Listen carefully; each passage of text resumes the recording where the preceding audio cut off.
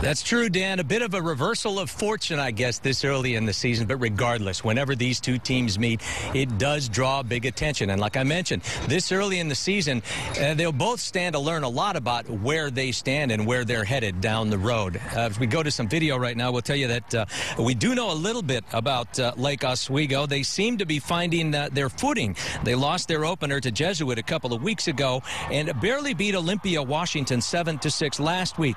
They also graduated 18 of 22 starters from last year's state runner-up team, have a sophomore starting at quarterback, and they continue to shuffle guys in and out of games, trying to find the right combination. Central Catholic, on the other hand, has come hot out of the gates. They're now 2-0 after what their coach calls their biggest road win in 6 years.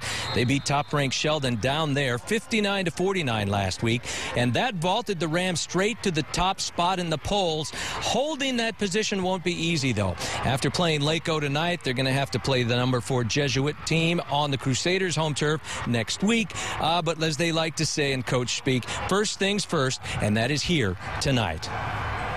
We haven't been in that situation very often, so we're kind of flying by the seat of our pants. But we've talked to the kids all week about being humble, but they really haven't earned anything yet. It's week 2 of a long season, so we have a lot of things to accomplish still.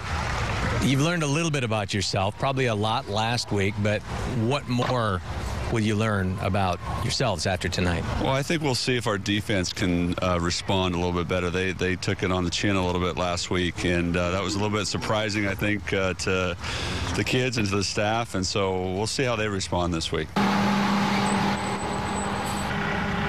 Steve Pine's team got here about 30 minutes ago, and we're happy to report they got here safe and sound. If you may remember, last time a Central Catholic team was headed here to play a game at Hillsborough Stadium, it was the JV 2 weeks ago.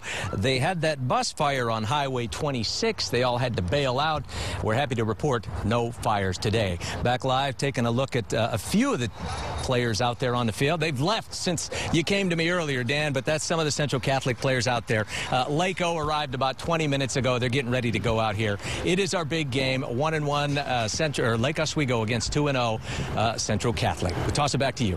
Can't wait for that one. Tim's going to make his way back to co-host our Blitz coverage at 11 o'clock.